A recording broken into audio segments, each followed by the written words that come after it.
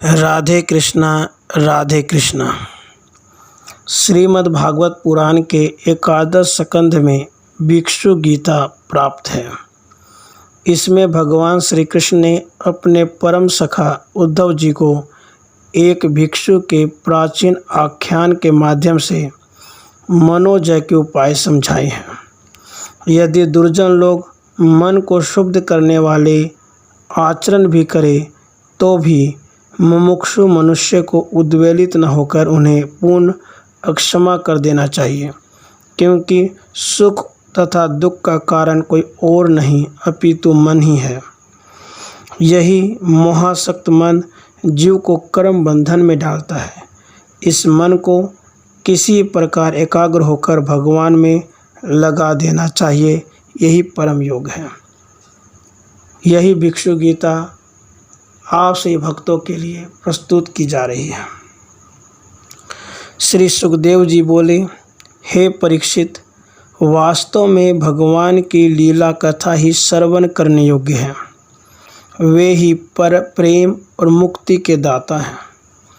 जब उनके परम प्रेमी भक्त उद्धव जी ने इस प्रकार प्रार्थना की, तब यदुवंश विभूषण श्री भगवान ने उनके प्रश्न की प्रशंसा करके उनसे इस प्रकार कहा।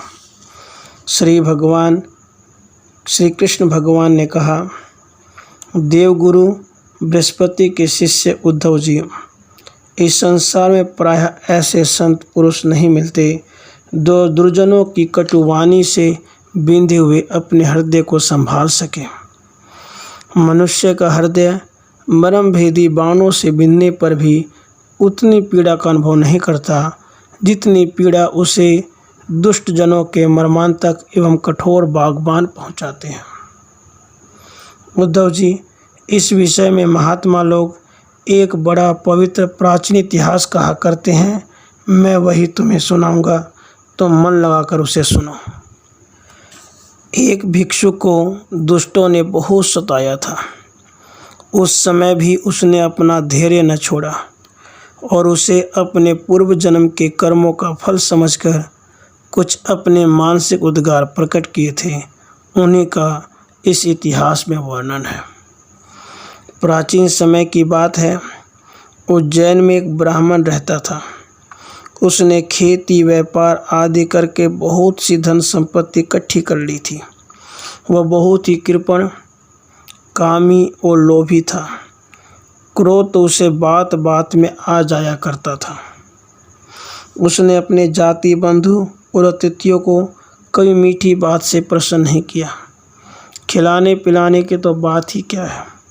वह धर्म कर्म से रीति घर में रहता और स्वयं भी अपनी धन संपत्ति के द्वारा समय पर अपने शरीर को भी सुखी नहीं करता था। उसकी कृपणता और बुरे स्वभाव के कारण उसके बेटे बेटी, भाई बंधु, नौकर चाकर और पत्नी आदि सभी दुखी रहते और मन ही मन उसका अनिष्ट चिंतन किया करते थे।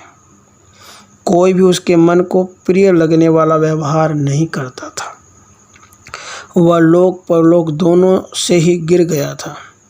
बस यक्षों के समान धन की रखवाली करता रहता था। उस धन से वह न तो धर्म कमाता था और न ही भोग भोगता था।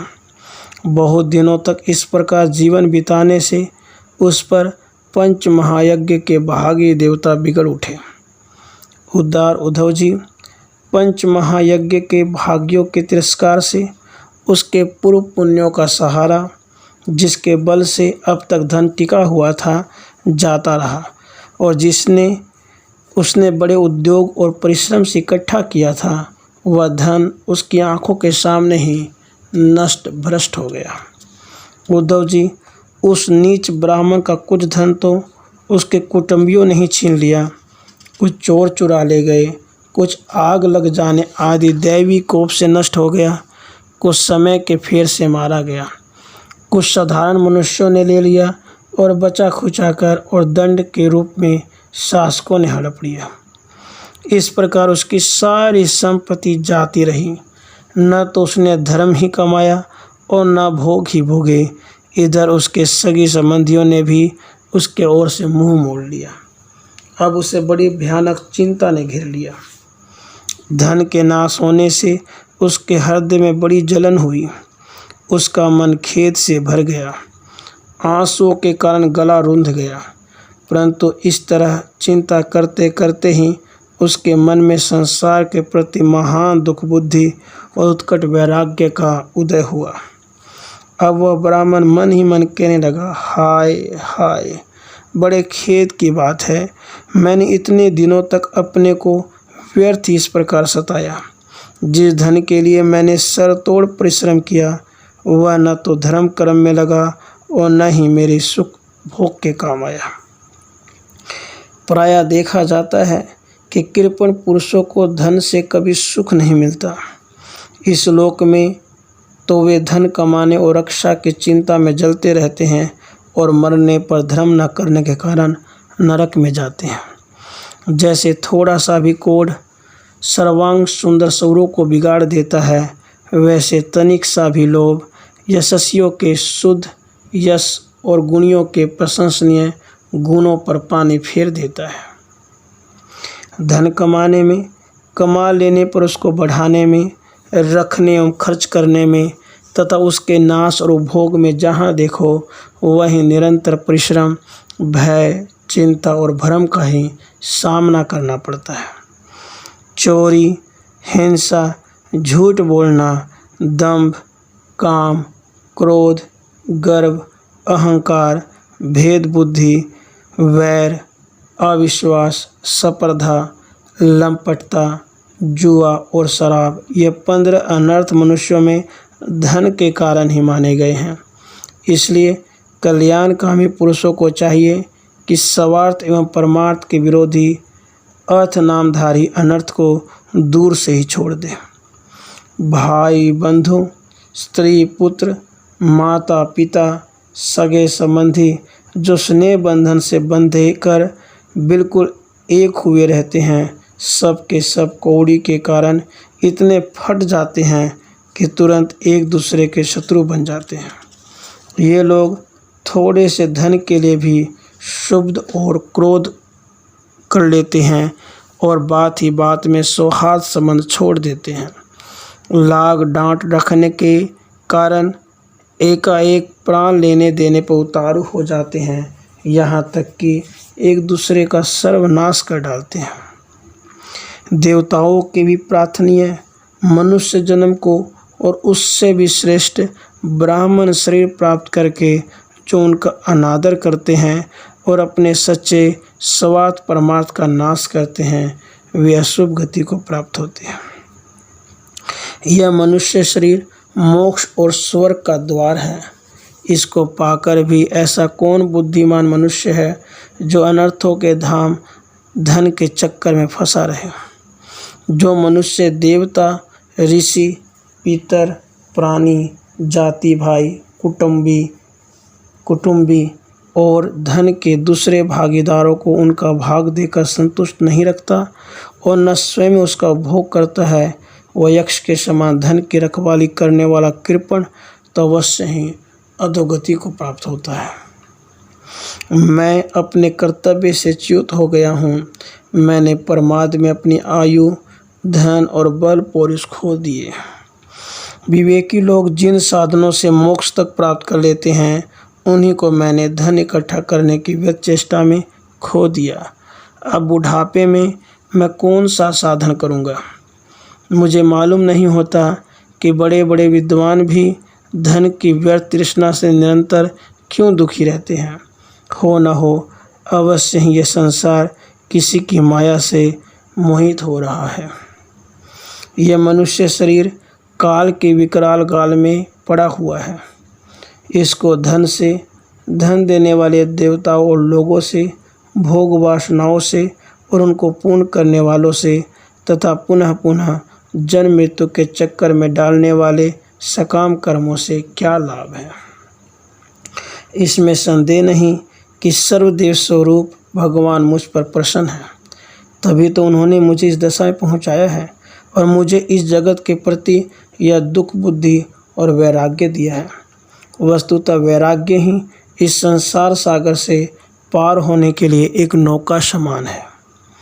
मैं अब ऐसी अवस्था में पहुंच गया हूं, यदि मेरी आयु शेष हो तो मैं आत्मलाभ में ही संतुष्ट रहकर अपने परमार्थ के संबंध में सावधान हो जाऊंगा और अब जो समय बच रहा है उसमें अपने शरीर की तपस्या के द्वारा सुखा डालूंगा।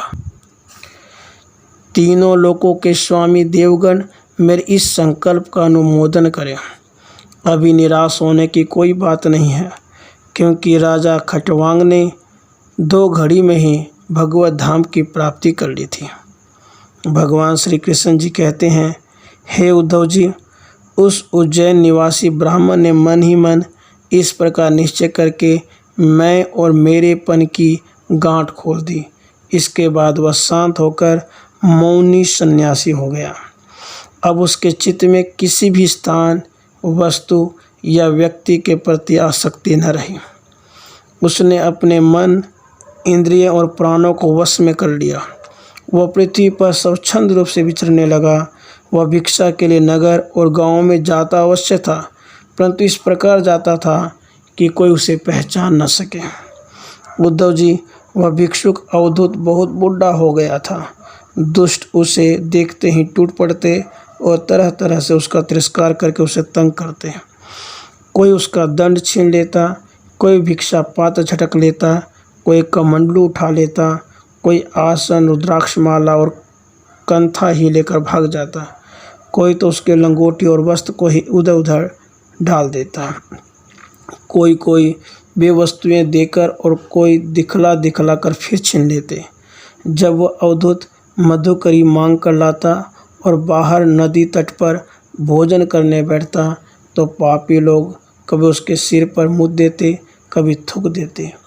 वे लोग उस मौनी अवधूत को तरह तरह से बोलने के लिए वश करते और जब वह इस पर भी ना बोलता तो उसे पीट देते। कोई उसे चोर कहकर डांटने डपटने लगता, कोई कहता इसे बांध लो और फिर उसे रस्सी से बांधने लगता। कोई उसका तिरस्कार करके इस प्रकार ताना कसते कि देखो देखो, अब इस कृपण ने धर्म का ढोंग रचा है। धन संपत्ति जाती रही, स्त्री पुत्रों ने घर से निकाल दिया, तब इसने भीख मांगने का रोजगार लिया है।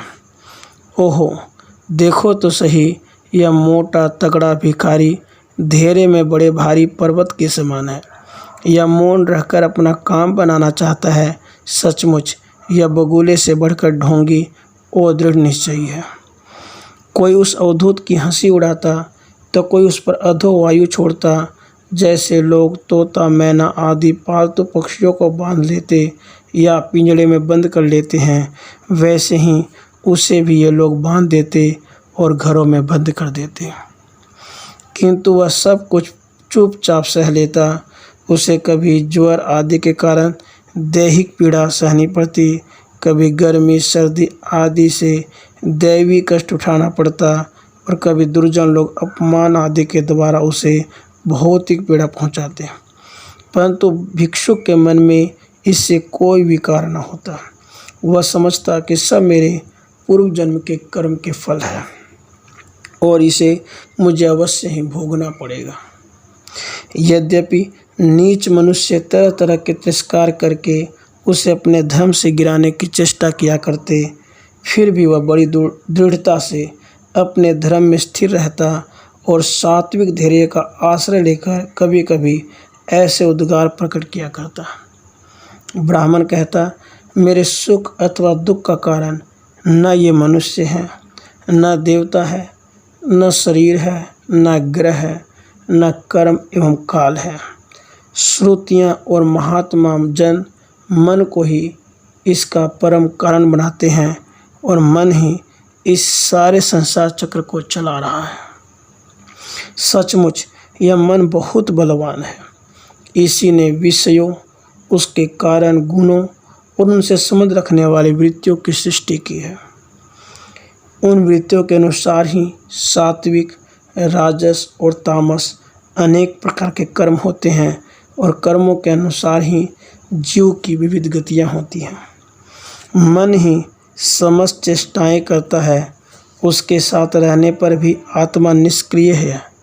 वह ज्ञान शक्ति प्रधान है। मुझ जीव का सनातन सखा है और अपने अलुप्त ज्ञान से सब कुछ देखता रहता है। मन के द्वारा उसकी अभिव्यक्ति होती है। जब वह मन को स्वीकार करके उसके द्वारा विषयों का भोक्ता धन बैठता है, तब कर्मों के साथ आसक्ति होने के कारण वह उनसे बंध जाता है। दान, अपने धर्म का पालन, नियम, यम, वेदाध्ययन, सत्कर्म और ब्रह्मचर्य आदि श्रेष्ठ व्रत, इन सब का अंतिम फल यही है कि मन एकाग्र हो जाए, भगवान में लग जाए। मन का समाहित हो जाना ही परम योग है। जिसका मन शांत और समाहित है, उसे दान आदि समस्त सत्कर्मों का फल प्राप्त हो चुका है। अब उनसे कुछ लेना बाकी नहीं है। और जिसका मन चंचल है अथवा आलस्य से अभिभूत हो रहा है, उसको इन दान आदि शुभ कर्मों से अब तक कोई लाभ नहीं हुआ। सभी इंद्रियां मन के वश में है, मन किसी भी इंद्रिय के वश में नहीं है। यह मन बलवान से भी बलवान अत्यंत भयंकर देव है। जो इसको अपने वश में कर लेता है, वही देव इंद्रियों का विजेता है। सचमुच मन बहुत बड़ा शत्रु है। इसका आक्रमण असह्य है। यह बाहरी शरीर को ही नहीं, हृदय आदि मर्म स्थानों को भी बेचता रहता है। इसे जितना बहुत ही कठिन है। मनुष्य को चाहिए कि सबसे पहले इसी शत्रु पर विजय प्राप्त करे, परंतु होता यह है कि मूर्ख लोग इसे तो जीतने का प्रयत्न करते नहीं, दूसरे मनुष्यों से झूठ मूठ झगड़ा बखेड़ा करते रहते हैं और इस जगत के लोगों को ही मित्र शत्रु उदासीन बना लेते हैं। साधारणतः मनुष्यों की बुद्धि अंधी हो रही है, तभी तो वे इस मन कल्पित शरीर को मैं और मेरा मान बैठते हैं और फिर इस भ्रम के फंदे फंस जाते हैं कि यह मैं हूँ और यह दूसरा। इसका परिणाम यह होता है कि वे इस अनंत अज्ञान अंधकार में ही भटकते रहते हैं। यदि मान लें कि मनुष्य ही सुख दुख का कारण है, तो भी उनसे आत्मा का क्या संबंध? क्योंकि सुख दुख पहुँचाने वाला भी मिट्टी का शरीर है और भोगने वाला भी।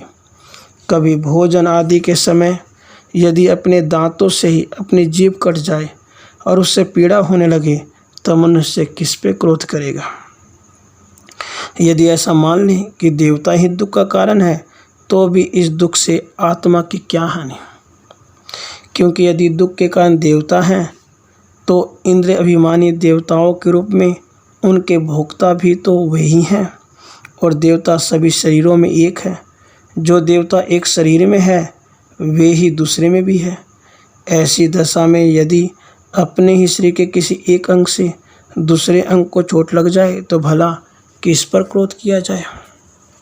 यदि ऐसा मान ले कि आत्मा ही सुख दुख का कारण है, तो वह तो अपना ही है, कोई दूसरा नहीं, क्योंकि आत्मा से अलग कुछ है ही नहीं। यदि दूसरा कुछ प्रतीत होता है, तो वह झूठा है। इसलिए न सुख है न दुख है, फिर क्रोध कैसा? क्रोध का निमित्त ही क्या है? यदि ग्रहों को सुख दुख का निमित्त माने, तो उनसे भी अजन्मा आत्मा की क्या हानि? उसका प्रभाव तो जन्म मृत्युशील शरीर पर ही होता है। ग्रहों की पीड़ा तो उनका प्रभाव ग्रहण करने वाले शरीर को ही होता है, और आत्मा उन ग्रहों और शरीरों से बिल्कुल परे है। तब भला किस पर क्रोध करें? यदि कर्मों को ही सुख दुख का कारण माने, तो उनसे आत्मा का क्या प्रयोजन? क्योंकि वे तो एक पदार्थ के जड़ और चेतन उभय रूप होने पर ही हो सकते हैं। जो वस्तु विकार युक्त और अपना हित अहित जानने वाली होती है, उसी से कर्म हो सकते हैं। अतः वह विकार युक्त होने के कारण जड़ होनी चाहिए और हित अहित का ज्ञान रखने के कारण चेतन। किंतु देह तो अचेतन है और उसमें पक्षी रूप से रहने वाला आत्मा सर्वथा निर्विकार और साक्षी मात्र है। इस प्रकार कर्मों का तो कोई आधार ही सिद्ध नहीं होता, फिर क्रोध किस पर करें? यदि ऐसा मान लें कि काल ही सुख दुख का कारण है, तो आत्मा पर उसका क्या प्रभाव? क्योंकि काल तो आत्म स्वरूप ही है। जैसे आग आग को नहीं जला सकती, बर्फ बर्फ को नहीं गला सकता, वैसे ही आत्म स्वरूप काल अपने आत्मा को ही सुख दुख नहीं पहुंचा सकता, फिर क्रोध किस पर किया जाए। आत्मा शीत उष्ण सुख दुख आदि द्वंद्वों से सर्वथा अतीत है। आत्मा प्रकृति के स्वरूप, धर्म, कार्य, लेश, संबंध और गंध से भी रहित है। उसे कभी कहीं किसी के द्वारा किसी प्रकार से द्वंद्व का स्पर्श ही नहीं होता। वह तो जन्म मृत्यु के चक्र में भटकने वाले अहंकार का ही होता है। जो इस बात को जान लेता है वह फिर किसी भय से भयभीत नहीं होता। बड़े बड़े प्राचीन ऋषि मुनियों ने इस परमात्मा निष्ठा का आश्रय ग्रहण किया है। मैं भी इसी का आश्रय ग्रहण करूँगा और मुक्ति तथा प्रेम का दाता भगवान के चरण कमल की सेवा के द्वारा ही इस दुरंत अज्ञान सागर को अनायास ही पार कर लूँगा। भगवान श्री कृष्ण जी कहते हैं, उद्धव जी, उस ब्राह्मण का धन क्या नष्ट हुआ, उसका सारा क्लेश ही नष्ट हो गया। अब वह संसार से विरक्त हो गया और संन्यास लेकर पृथ्वी पर स्वच्छंद विचर रहा था। यद्यपि दुष्टों ने उसे बहुत सताया, फिर भी वह अपने धर्म में अटल रहा, तनिक विचलित नहीं हुआ। उस समय वह मौनी अवधूत मन ही मन इस प्रकार का गीत गाया करता था, इस संसार में मनुष्य का कोई दूसरा सुख या दुख नहीं देता। इस संसार में मनुष्य को कोई दूसरा सुख या दुख नहीं देता। यह तो उसके चित्त का भ्रम मात्र है। यह सारा संसार उसके भीतर मित्र, उदासीन और शत्रु के भेद अज्ञान कल्पित है। इसलिए प्यारे उद्धव, अपनी वृत्तियों को मुझ में तन्मय कर दो और इस प्रकार अपनी सारी शक्ति लगाकर मन को वश में कर लो और फिर मुझ में ही नित्य युक्त होकर स्थित हो जाओ। बस सारे योग साधन का इतना ही सार संग्रह है। यह भिक्षु का गीत है, मूर्तिमान ब्रह्मनिष्ठा है। जो पुरुष एकाग्रचित से इसे सुनता, सुनाता और धारण करता है, वह कभी सुख दुख आदि द्वंद्वों के वश में नहीं होता। उनके बीच में भी वह सिंह के समान दहाड़ता है। इति श्रीमद्भागवते महापुराणे पारमहंस्या संहिता एकादश स्कंधे भिक्षु गीता संपूर्णा। राधे कृष्ण राधे।